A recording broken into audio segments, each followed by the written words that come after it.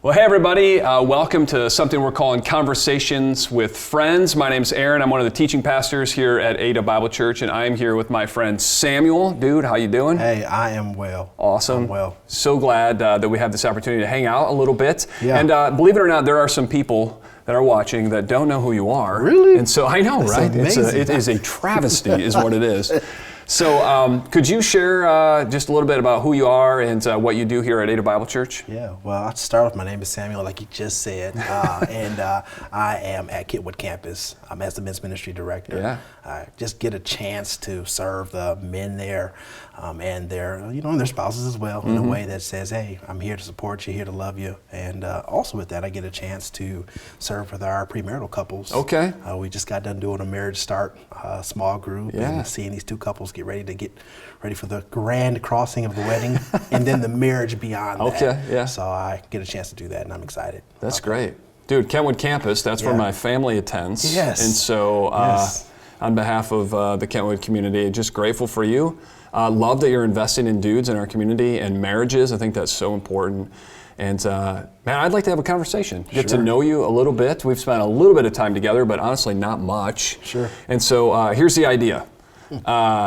Open, honest conversation. Everything's on the table. Everything? Sure. Wow. Sure.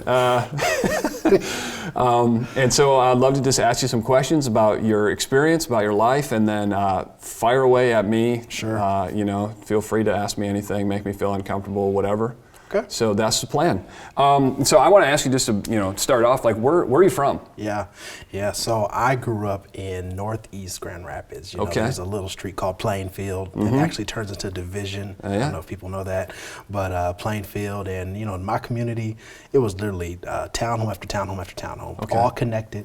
In our little corridor of town, it was very multicultural, Okay. multi-ethnic. I can remember stories where I literally would go over to someone's house one day and it would be, Ethiopian food. Oh. And I can go over another person's house the next day and it would be, cheese, crackers, and grapes, as if we're getting ready to have communion or something. Yeah. But, it was a crossing of an aisle of culture every single day. Yeah. From the times that we would play outside on the basketball court to racing bikes to just spending time with, individuals in the community. And so I don't believe there was ever a culture that was not represented. And I say that, from a very minimal standpoint, but, there was not a culture that wasn't represented in our community. Wow. It was very, multi-ethnic and multicultural. Wow. Yeah. How about for you? Pretty much the same. Not even close. Sure. Okay, I'll be honest. So I grew up in Caledonia, Okay. and very, very white community. Okay. All my neighbors were white. And just to be honest, growing up, I had no idea that there would be a community in the Grand Rapids area, what I would call my town, that was that diverse. Yeah. It's just so different from my experience, It was all just bland Dutch people food when I went over to my friends' houses, Okay, so where'd you go to school? Yeah, so first, this is kind of a segmented thing, but Okay. first couple of years, my mother put me in a place called North Park Elementary School. Man, what a great experience. Running up hills and playing on the playground. Of course, we remember all the fun things, when we're children. Oh, yeah. Never remember the academic pieces at all. Was there actually school, or was it just playground? Playground, Yeah. right? But in that, man, it was challenging because while I lived in an area that was super multicultural, I was often one of only a few kids, in school that looked African American or black. Okay. And so, growing up in a classroom of 15, 20 individuals that you were the only person that was black was, a little bit of a culture shock. Yeah. But at that time, when you're kids and you're children, you don't see color. You don't see cultures all the time. But, something is oddly strange and different than where you're growing up at or where you call home at. So it's so interesting that was the case, being that this was literally less than 5 miles apart from where I lived. Yeah, I guess I don't understand how Yeah. the school, it was your neighborhood school? Or? Yeah, essentially. And your neighborhood was that diverse. Yeah. Why was the school not diverse? I don't know. Don't know? I think that often cases when you're in a community, you still have these segments. You still have these population places where based on how long you've been there, you know where you feel comfortable at to send your kids as a parent. You're like, oh yeah, I'm gonna send my kids to that school, but not that school. And for my parents, they just saw that, at least for those first couple of years, that was a place where they wanted us to grow up. I think that's where my brothers grew up, and it was an opportunity to go to a school that felt like, we're okay with that place. Yeah. But I think for my parents too, just to kind of add to the story, like my parents were going to, used to go into the Crestons and the Unions and Ottawa Hills, and for them, they just wanted a change. Okay. They wanted an opportunity for their kids to go somewhere else, even though it was still in the same public school system. Yeah. And me being in elementary, that's where I went. Okay. For a while? For a while. Yeah. The fun part about my story is that for a long time, all the way up until the 8th grade, I was in homeschool. Okay, here we go. Yeah. So not everybody knows this, right? Is this something you try to keep on the down low? It can be a place of shame at times, and then in other places I can be like, hey, I was homeschooled. Yeah.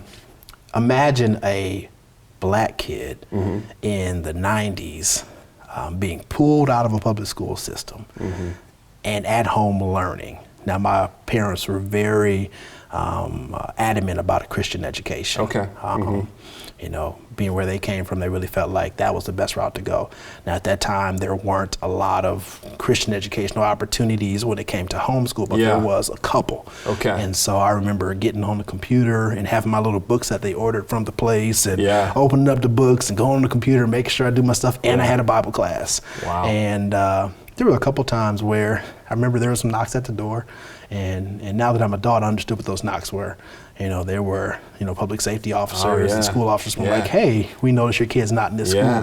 What's going on? And I remember my mom being like, listen, my kid knows just as much, if not more, than what's going on in those public school systems. And, that's just where she had me. And that's no knock against public or private or any schools. That's just what my mom wanted to do. And she was adamant about that. Okay. Yeah. Wow. Did you grow up in homeschools like me? I did not. No. I remember when homeschool became a big thing. Sure. But when I was in school, so I was in high school in the 90s. I might be a little bit or a lot bit older than you, but we don't need to get into that. Gotcha. But I was public school all the way up in a neighborhood school, so I walked to school always, right in the town of Caledonia. Yeah. But I had a different experience than you from the standpoint of everybody would look like me, and just listening to you talk about what it was like to be one of the only black kids in your class or in your school. Sure. I do remember there being one or maybe two minorities in my class, and I don't remember being friendly to them. I think I just was, it was just the difference, Sure. And so as you tell that story, there's just something in me that goes, yeah, that probably wasn't very fun for you. And I can put myself there. Yeah. And I think that in it, there's something there where in many cases, if you're that only black kid, and for me being homeschooled also, there's another level of separation and isolation there too, because when I come back home, or I'm at home, when I get out of school at home, when other kids come back home from their schools, it's almost like, here's the kid that doesn't go to our schools. He looks like us, but we somehow can't relate. And that was a struggle that I had as well. And so I can imagine other people who have these small pockets of isolation, and whether you get along with another race or you don't get along with your own race, that can be a challenge in and of itself. Yeah. And I'm sure many people have that same experience where they feel isolation, but it also can become a place of growth. What do you mean by that? Sure. So for me, when you learn what it feels like to be alone, you also try to navigate what it feels like to be included and have a sense of belongingness. And so with that, Many cases I remember those times where I had to prove myself. Oh, okay. Began to be the athletics. Okay. Began to be, okay, let's go play on the court. Oh, man, he can play, he can ball. Let me get him in here. And then you start to earn your credibility. Or, when you're conversing with somebody, oh, he speaks so eloquently. You push yourself to be, in a place of communication with those who can understand and can relate with you. And so, often cases for people who may feel like I don't belong, sometimes you mask. Yeah. But at other times you're like, I just got to push myself to be in a place where I feel at least embraced or accepted, and let them know that I'm not the odd kid. And that was many cases my experiences of growth, to be able to grow in those places and be like, I need to learn how to communicate better. I need to learn how to be social. I need to learn how to walk through those different things. And at the time I didn't understand that's what I was doing. But over time and becoming an adult, I started to find myself in those places and doing that. That makes a lot of sense. Yeah. Yeah. So tell me a little bit about your family. Sure. Yeah. Yeah. I have a family, right? It's not just about Sam Jones. For me, I grew up with not a whole lot of time with my grandparents, but from what I understood about them, they were huge, avid community engagers. Oh, okay. They were people who had spent time with, lots of youth, had built a building for youth where they did ministry. My grandfather was an insurance salesman and also then became a preacher. Okay, My grandmother was a prayer warrior, very well known. People would come to her, can you pray for me, Estella? And then in that they passed those values and hard work and care for the community into, my parents. Okay. My father was a plumber, and I like to say he was a master plumber, because that was a trade. He went to high school, got his trade, and he also became a minister just like his dad and his mom. And that goal of wanting to give ministry and care for people and love on people in both a population that was free and in a population that wasn't free. And I could talk about that, was really key for him. He went into working as a master plumber for a prison system. It was called Michigan Handling Training Unit. I can't believe I remember that at all. Okay. Yeah. A plumber in a jail. In a jail. The prison system. What does that look like? Well, from what he shared, you can think of the stories of, did they have, shivs and everything walking around? No, none of that. He literally was there to teach a trade. Oh, okay. And in teaching a trade to guys, he gave them opportunities to feel like, if you get out of here, when you get out of here, you can go provide for yourself and your families. Yeah. And it was an opportunity for him to, although he was tired and exhausted at the end of the day, to give and be a minister of the gospel. And be like, hey, beyond this trade, let me let you know you have hope, you have life, you have an opportunity to grow in a faith that's not going to leave you. In fact, in a person that's not going to leave you. And so for him, it was an opportunity to mesh both who he is, career, calling, be bi-vocational, just like his dad, just like those that came before him, to be in that place and support. Yeah, he used his skill as an opportunity to share Jesus. Yeah. Wow. Yeah. Okay, so your grandpa was a insurance salesman and a preacher. Yep. Your dad was a plumber in the prison system and a preacher. Sure.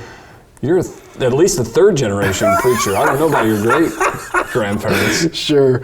Yeah. What else do you do? You know what? That's not. I don't see myself as a preacher per se. No. I just see myself as an opportunity where I get to minister to other individuals through a way that's church and through a way that's therapy. As a mental health counselor, state licensed, right? I get a chance to see people every single day with the things that they deal with, the challenges of their mind, the challenges of their behaviors, their emotions, but also in many cases that doesn't just belong to the secular world, it also belongs to the church. It's where individuals who are looking for freedom of thought, freedom in their relationships, freedom in the thing that they, are confined with, are looking for someone to be like, give me some direction, give me some clarity. Is what I'm thinking clear? Is what I'm thinking, the right thing? And to be able to have someone to soundboard that off, that also walks as a pastor, but also as a therapist, and intersects those both. I get the chance to be bivocational too.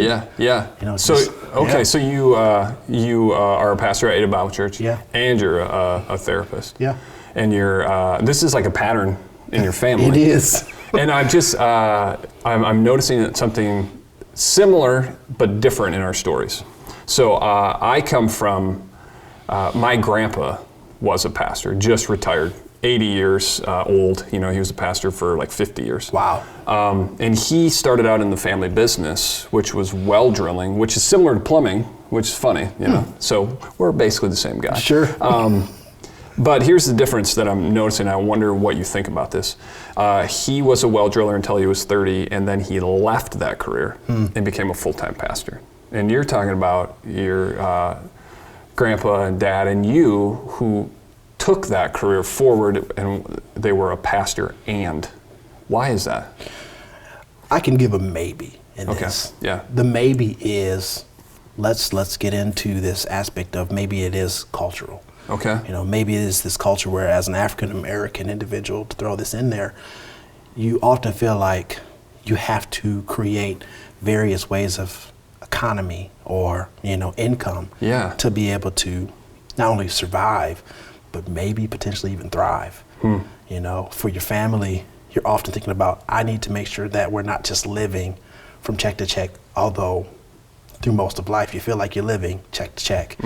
And when you feel the call of God on your life, like my father did, like my grandfather did, you know, it's like, hey, like, I know God has called me to minister to people in a way that helps them understand what liberty and freedom looks like. I'm not just this person that's predicated or based off of my history, based off of the things that have come before me. I'm also this person that helps you, liberates you in a place to say, you know what, I've got Christ. So because I have Christ, I can live life freely.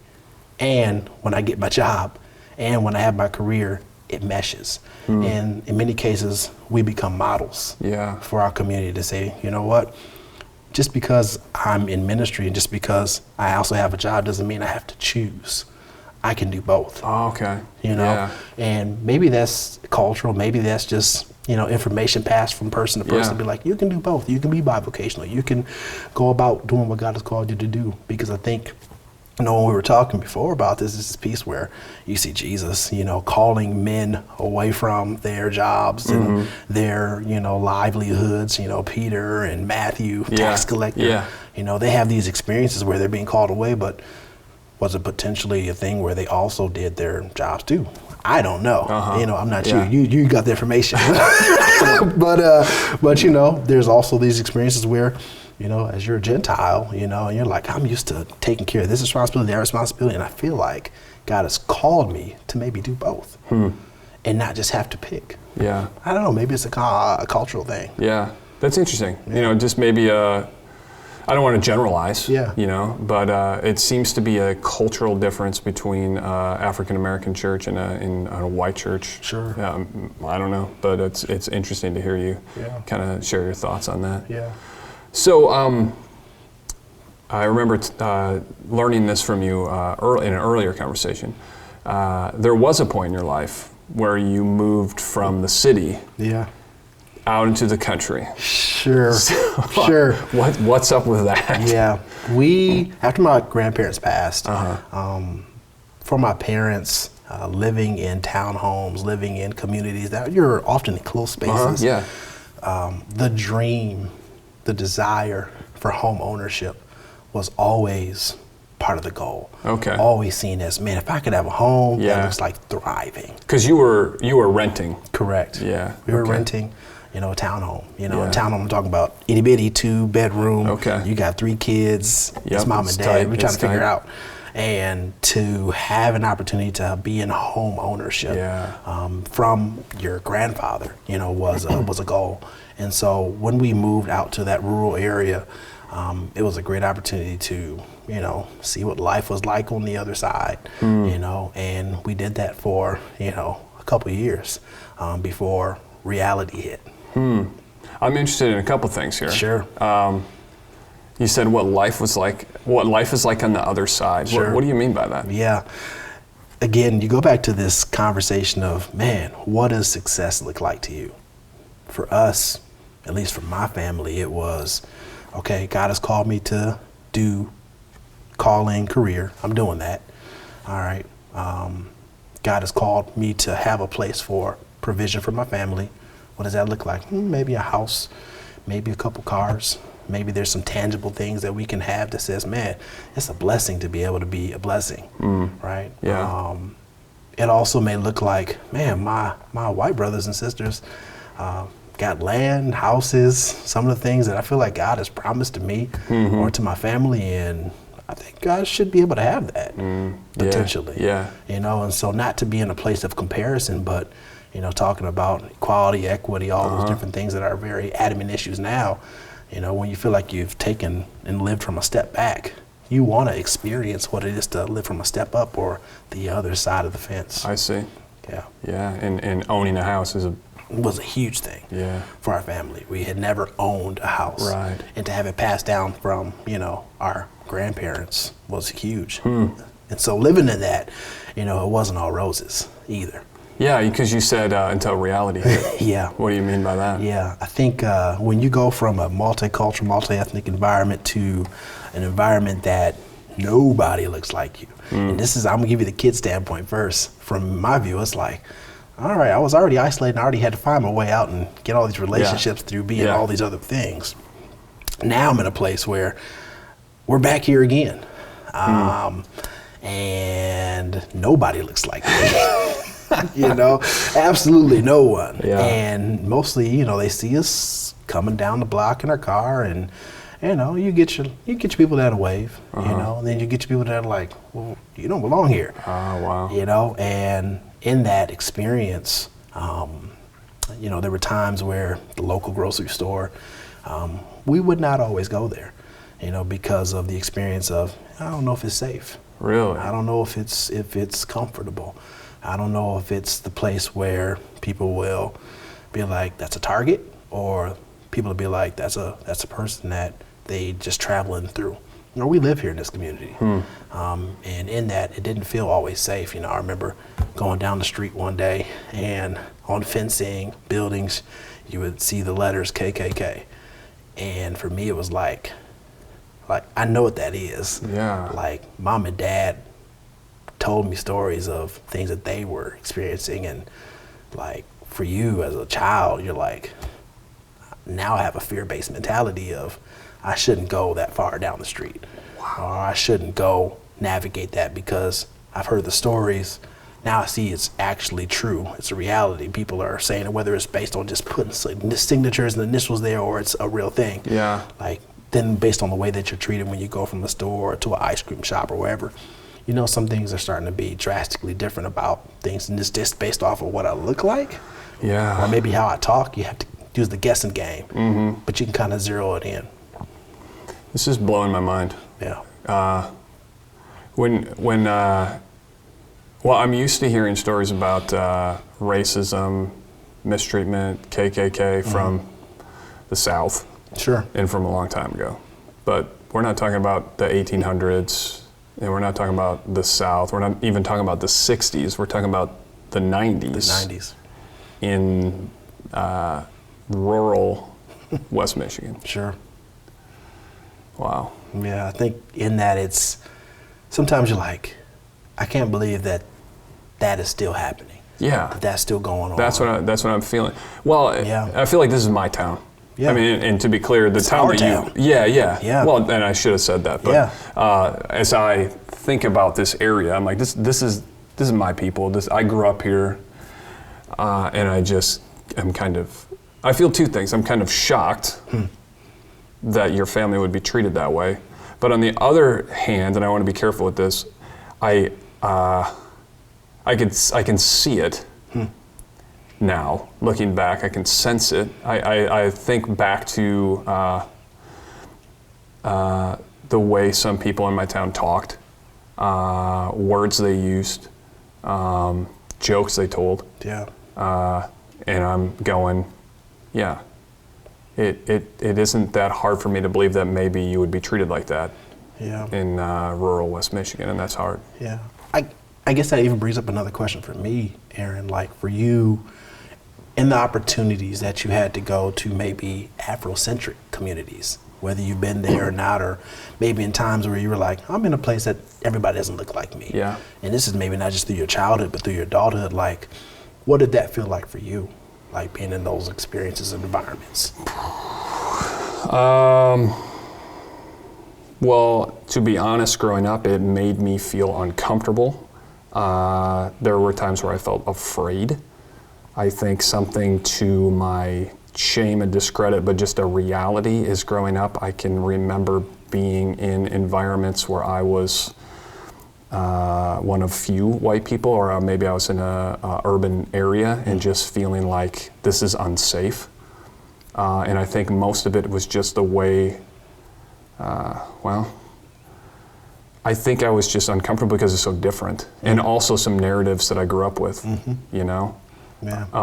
And I went to college in Chicago, and so I spent a lot of time in urban environments there.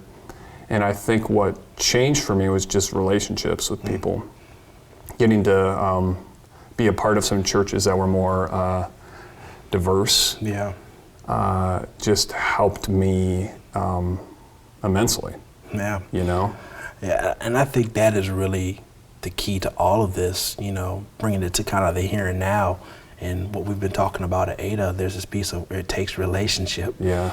It takes a whole lot of grace, along with not just our preferential truth, but the truth of God's word and the biblical foundations and principles there. Like if we really live in those spaces in our life, we have an opportunity to be like, you know what, I see someone that is totally different culturally, ethnically, food, everything, right, than my own experience. And the opportunity there is that we have a chance to engage in true relationship, especially since especially if this person is coming into the conversation with a place of, I don't know if I can trust you. Yeah. You're probably feeling the same way. Yeah. But if we can honor that we both don't trust each other, at least we have a place to be like, you know what, but I'm willing to be uncomfortable in an unfamiliar place and talk with you.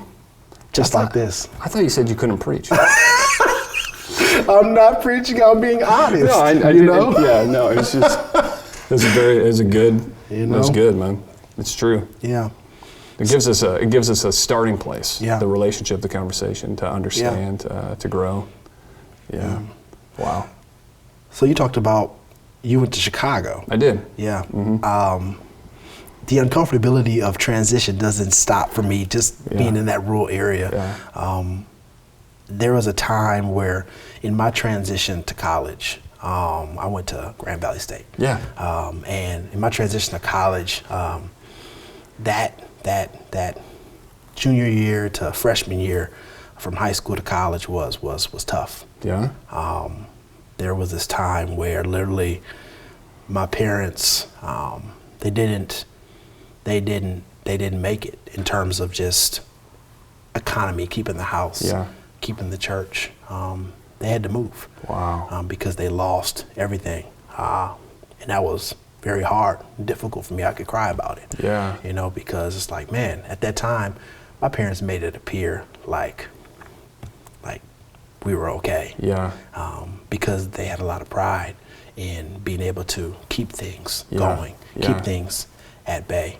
But when you're faced with challenges that you can't always navigate, you know, and things are taken away from you, or you can't provide for the things that you're used to doing, you know, that can be hard for your entire family. And so from being in different places to, you know, supporting my parents in a totally different city, that was hard. Wow. And so college ended up being a godsend for me, because had there been no college, you know, really I should be saying had there been no Jesus, but for me in that time frame, had there not been an opportunity to go play college football, who knows? I probably would have been still in Louisville, Kentucky. Yeah. You know, pronounced Louisville, you know, to try to navigate life in the old California neighborhood. Wow. For those that know what that is. So, just so I'm understanding, your parents, your dad lost his jobs. Yeah. Church. And they lost the house. Everything. They moved to Kentucky. Yeah.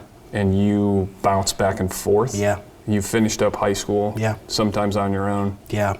Yeah. And thank God for family. Wow. You know, because between having brothers who are here, they're 10 and 12 years older than me, and individuals who were successful in where they were going, you know, I have to honor the fact that they were around, as well as my mom and dad did the best that they could. You know, you could imagine a child who's living with parents who are losing everything, trying to navigate what we gonna do.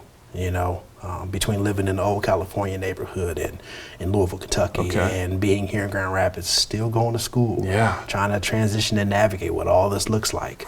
It was really key to be able to have family in places where they were at least surviving, and making a living. And, for mom and dad, again, I honor them because my mom gave up a lot to do what she did in homeschool and pushing through high school for me. We used to have a little cheesecake business that we used to have on the side.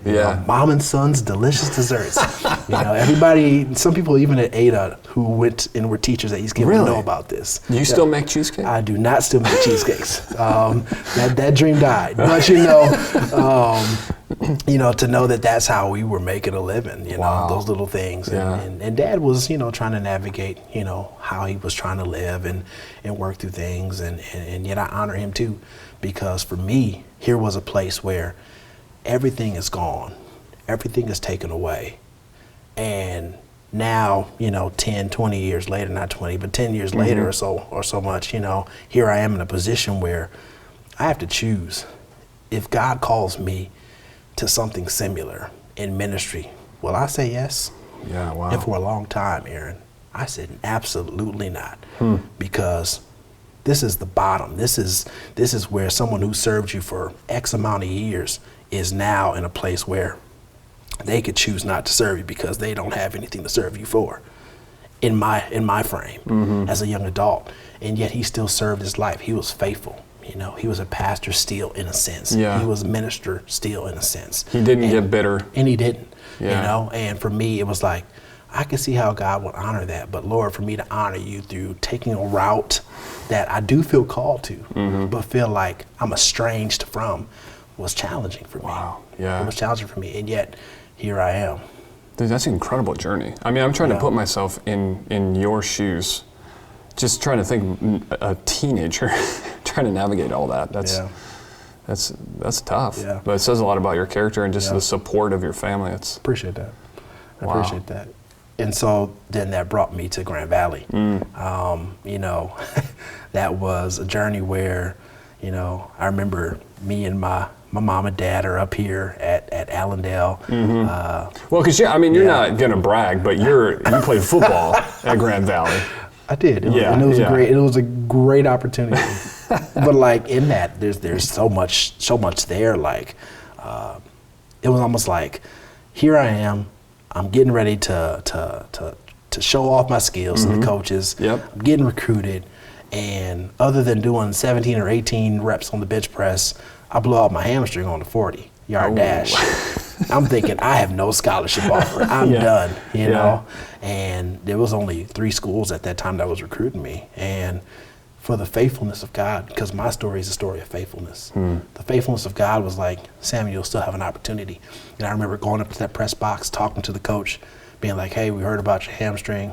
Doesn't matter, we're still gonna offer you. Wow. Like, for me, thinking about that story and then transitioning through freshman year, that is when I truly met God. Really? For myself, beyond being a church pew kid, growing up that's where I truly met God, because it was like, Lord, amongst all this loss, amongst all these opportunities where things could have went the wrong way, the difficult way, God still provided for me, for my family, in places where we could have just been like, we're chucking the deuces. We're not believers anymore. Wow. This doesn't make sense, because seems like loss in the bottom and servanthood and slavery, and why? But yet God was still faithful. Wow. You continue to see the faithfulness of God even in the midst of loss. Wow. Yeah. So you heard me talk about this faithfulness. Like, what theme for you kind of registers in your life? I know we're talking about faith, we're talking about race, but for your life, Aaron, like, what theme kind of just reverberates through your life for yourself? What theme reverberates through my life? I think for me, very different stories. You went to East Kentwood, I went to Caledonia, we neighbors, But I would say the providence of God, maybe. because I just see God moving behind the scenes in my life and in different circumstances, leading me to who I am and what I do now. Yeah. In a lot of ways that I didn't understand, and also just the way people invested in me, what people saw in me, and how they pushed me in a direction. And just looking back, I can see, okay, God was at work the whole time. So that's a great question, man. Yeah. I think there's more here when we're having conversations. It's not just called conversation with friends for a reason. Like, we're having a conversation to share in many cases, the broad differences, but the similarities that have even brought us to this table to talk about our lives, providence, faithfulness, you know what I'm saying, our grandfathers, our parents, you know, their intersection of ministry and career and calling. And in many cases, if people just take the opportunity to engage with their brother and sister across the aisle, different than them, this is what you get. Wow. You know, this is like, man, like, I didn't know there was so much similar to us. I'm going to value and appreciate like more about who you are and what other people may look like with your same experience than I would have had I not crossed the aisle and had the conversation. Because it's two-way learning. You know, it's good. Yeah, it's good.